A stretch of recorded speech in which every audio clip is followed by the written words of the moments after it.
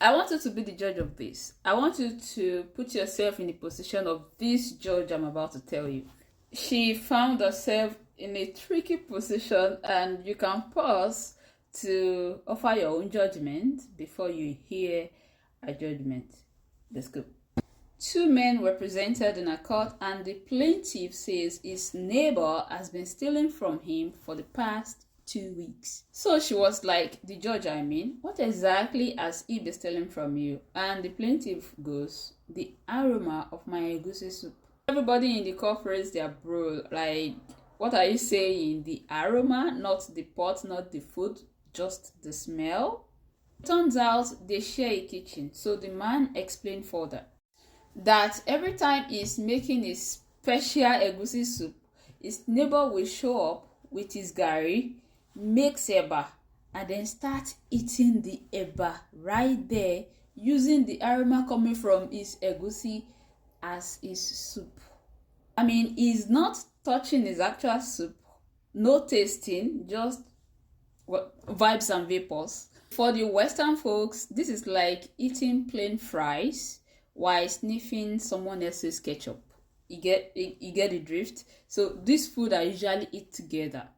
Another example is eating waffles with the scent of your neighbor's syrup. And the judge turns to the defendant and she be like, is that true? And my guy goes, that is correct.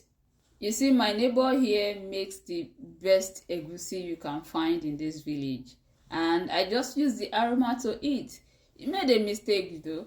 I don't eat it with only eba. I eat it with eko, semo, and whatever rocks my boat.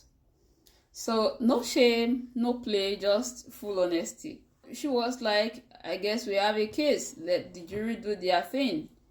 And guess what? The jury found him guilty of aroma theft.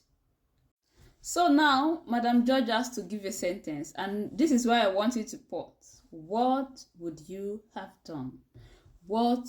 Before you hear her ruling, what will your judgment be? This is what she did. She asked the court clerk, what's the time? And she was like, ma'am, it's 1 p.m. She was like, okay, the sun is out, right? She said, yes, the sun is out. Here is my ruling. She turned to the defendant and said, you will go outside and you will stay in a position whereby the sun will cast your shadow on the wall. Then your shadow will receive 25 lashes of cane. Because if you can eat aroma, then your shadow can be flogged.